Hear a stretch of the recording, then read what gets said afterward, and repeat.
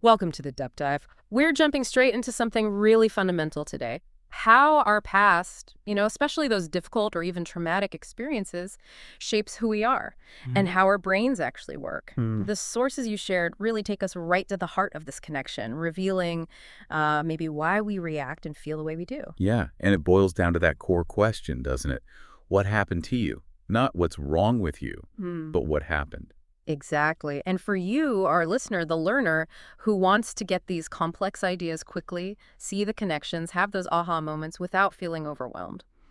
Well, this deep dive is for you. We're aiming to extract those key insights, give you a clear understanding. Absolutely. And our guides. The incredible insights from What Happened to You Hmm. by Oprah Winfrey and Dr. Bruce D. Perry. Oprah's, vast experience from thousands of conversations, Right. combined with Dr. Perry's deep expertise in child psychiatry and neuroscience. It's a really powerful combination. It really is. Yeah. So our mission today is pretty clear. Distill the core understandings from their work. Help you see the profound, lasting impact your personal history has on who you are right now. Okay, let's dive in. One of the first big ideas is the brain's incredible adaptability. It's a neuroplasticity. Yes, the ability to change. And it means our past experiences, good, bad, the really tough stuff, they aren't just memories we recall. They actually get wired into our brains. They shape the structures, the pathways, influencing our reactions, our behaviors, often totally unconsciously. But that adaptability, that neuroplasticity, it also means things can change, right? Understanding where these patterns come from is maybe the first step. Precisely. It offers hope. And what's really fascinating is how experiences in our earliest years, say, before age 2, before we even have the words for things, Yeah. those can have an even deeper, more foundational impact, like laying the literal groundwork for the brain's architecture. And it's not just the memories we consciously remember, is it? The book talks about other kinds. Right, not just explicit recall. There are emotional memories, that feeling you get from a song or a smell, and motor vestibular memories, your body remembering, like flinching or tensing up automatically. So trauma creates these complex traces involving pretty much the whole brain. That's the idea. It's multifaceted. Take Mike, the Korean War veteran they discuss. Okay. In combat, his brain learned loud bang equals immediate danger, take cover. Yeah. A vital survival link. Makes sense in that context. Absolutely adaptive then. Mm-hmm. But back home, a motorcycle backfires. And that same hardwired survival response kicks in. But now it's maladaptive. It causes distress, not safety. It's those evocative cues, as they call them, seemingly random things. Exactly. A sound, a smell, a sight, acting like a key, unlocking that deeply stored traumatic memory or feeling, like the motorcycle for Mike. Or Jesse, the boy in the coma, reacting physically to the sense linked to his abusers. Even unconscious, the body remembers. It really shows how deeply ingrained these things are. Yeah. And connecting this to the bigger picture, our very first relationships are critical. How so? Loving, responsive caregiving, especially early on, literally shapes the developing brain. Yeah. It builds our capacity for healthy attachment, for giving and receiving love. They talk about the tree of regulation, these core networks in the brain. The CRNs, core regulatory networks. Think of it like, well, building the root system. Mm. Consistent attuned nurturing helps these networks grow strong, allowing us to self-regulate, manage emotions, handle stress. So that consistency is key. Crucial. Without it, if caregiving is inconsistent, neglectful, or frightening, it can sensitize the stress response system instead, make it hyper-reactive. Okay. The book outlines sort of 3 main types of developmental adversity that can alter these networks. Things happening before birth, like maternal stress or substance exposure. Right. Disruptions in those vital early infant-caregiver interactions. Okay. And ongoing sensitizing patterns of stress, chaos, unpredictability, fear. And that leads to that state reactivity curve idea, where trauma basically cranks up the volume on the stress response. Pretty much. Your baseline is higher, and you react more intensely to smaller things. The internal alarm system is just overactive. It makes you think differently about everyday moments, too, like Kate's story, sharing Cheerios with her dying mother. Yes, such a simple, quiet moment, but profoundly meaningful. It wasn't about grand gestures. It was that consistent, loving connection that builds those healthy regulatory systems.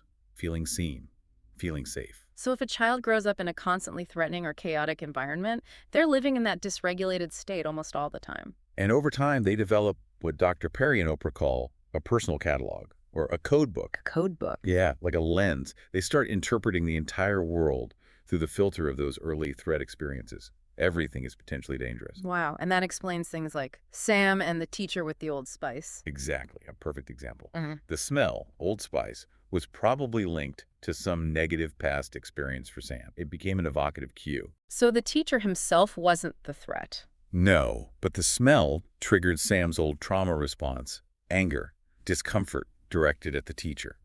It shows how our past literally colors our present perceptions, often in ways that don't seem logical on the surface. The book also mentions how early trauma affects intimacy later on, Yeah, and people-pleasing, that it can be a survival strategy. definitely. If you grew up needing to constantly appease a frightening or unpredictable caregiver to stay safe, you might learn that avoiding conflict at all costs, being agreeable, is the way to survive. Healthy boundaries just don't get a chance to develop. So it's not weakness, it's an adaptation. An adaptation that might not serve you well later, but it made sense at the time.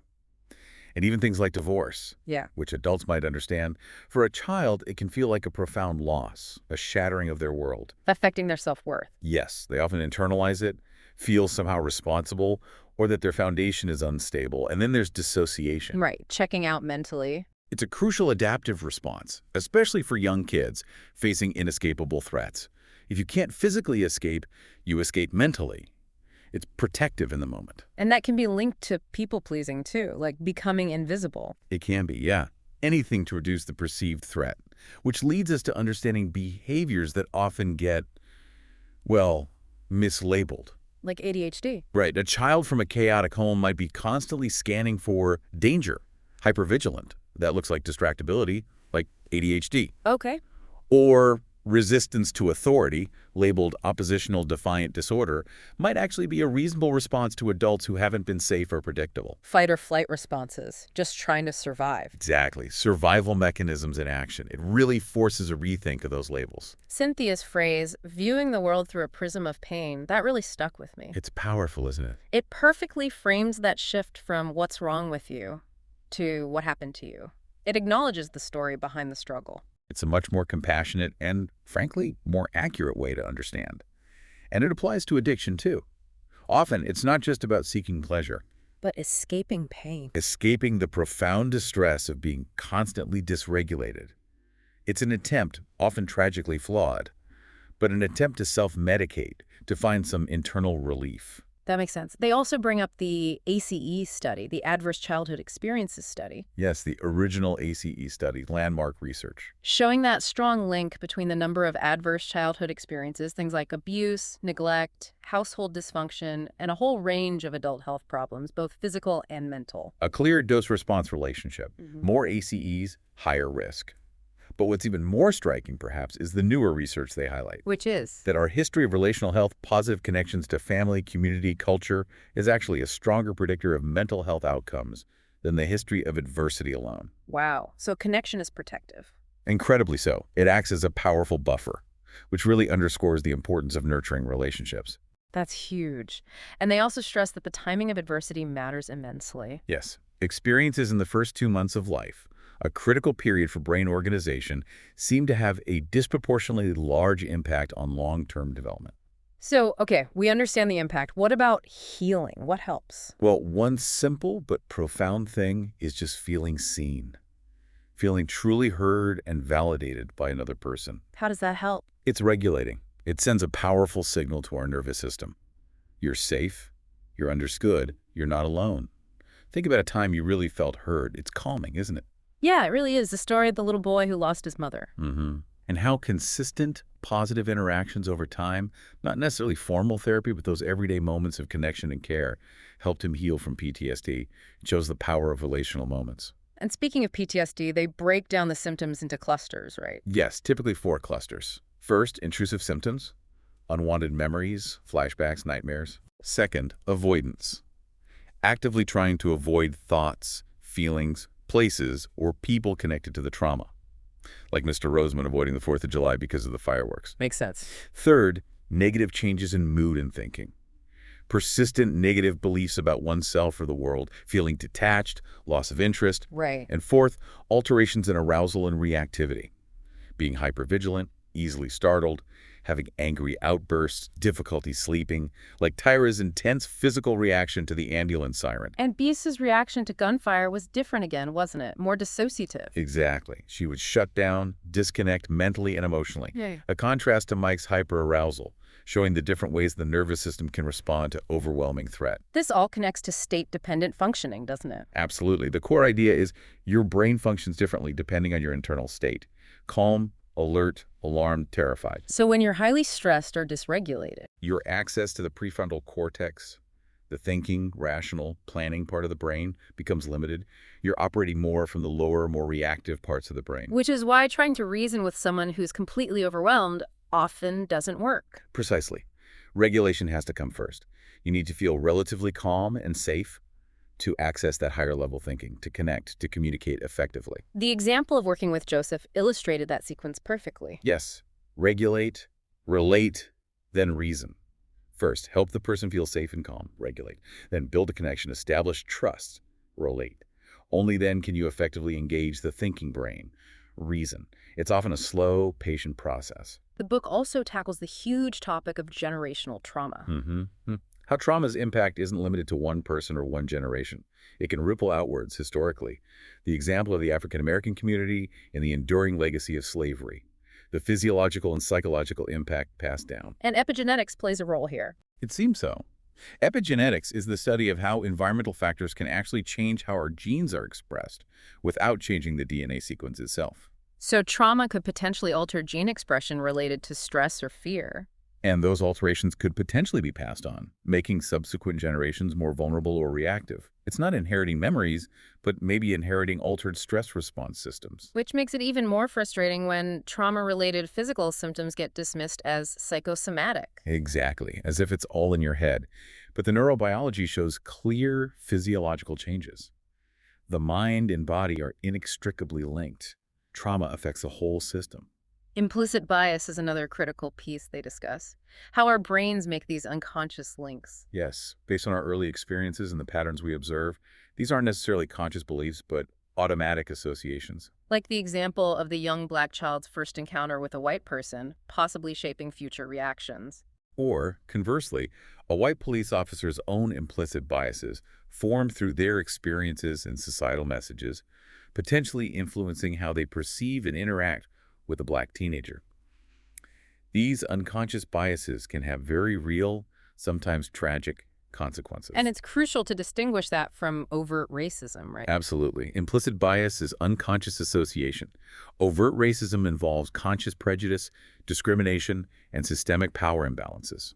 Both are harmful, but they operate differently. And just doing cultural sensitivity training isn't always enough to change those deep biases. It can be a start. But the book argues, and I think neuroscience supports this, that real change often requires actual meaningful experiences and relationships with people different from ourselves. That's what really helps rewire those ingrained associations. It's relational. Which brings us back to connection and community for healing, the example of those kids who had experienced trauma. Yes, creating structure, predictability, safety, and lots of opportunities for positive, regulating interactions with caring adults. Even without formal therapy sessions. Exactly. It helped regulate their nervous systems. It shows the inherent therapeutic power of a safe, connected environment. We are social creatures. We heal in community. A strong social network really is a buffer. A huge buffer against stress. Look at Timothy's story. Success came not just from focusing on him, but on addressing the relational poverty, the lack of supportive connections for both him and his mother, alongside school support. It took a village, basically. It makes you worry about what they call the relational impoverishment of modern life. Less face-to-face, more screens. A potential decline in empathy, fewer deep community ties. It's a concern, because those connections are fundamentally what keep us regulated and resilient. Oprah's personal story about not knowing how to tuck in her daughter. Wow. It's so honest, isn't it? It shows how deeply our own upbringing shapes our relational instincts, even for seemingly simple things. The patterns repeat unless we become conscious of them. And Susan's story that really drove home the regulate, relate, reason sequence. Years of therapy didn't work until the focus shifted to first building that foundational sense of safety and connection with her, addressing the dysregulation before trying to tackle the cognitive aspects. It underlines that you can't just talk someone out of a trauma response if their nervous system is screaming danger. Exactly. And finally, Jesse's healing journey in the retirement community. It's just remarkable. Immersed in connection. Consistent, unstructured, therapeutic moments woven into daily life with caring people. It highlights the power of relational immersion. It reminds me of the Mori concept they mentioned. Fragmentation, disconnection. Disconnection and dysynchrony being the root of distress, and the cure. Reconnection, belonging, synchrony with others and the world. So, wrapping this up, the core message seems incredibly clear. Understanding what happened to you is fundamental. It's key to understanding ourselves, understanding others. Our brains are literally shaped by experience, especially early experience. It dictates so much. Our behaviors, emotions, even our physical health. But crucially, the message isn't one of determinism. While trauma's impact is deep, healing is possible. Through understanding, through connection. Through creating those supportive, regulating environments, hope is woven throughout their work. It really leaves you thinking, doesn't it? If we genuinely started asking what happened more often, how might that change? Well, everything. Our interactions, our relationships, how we see ourselves in the world. The potential for increased empathy, deeper connection, more effective support, it's profound. And if listeners want to go deeper, The Boy Who Was Raised as a Dog, also by Dr. Perry, is another fantastic resource they mentioned. Highly recommended. It explores many of these cases in more detail. Well, thank you for joining us on this truly insightful deep dive. Thank you. It's vital work to discuss. Until next time.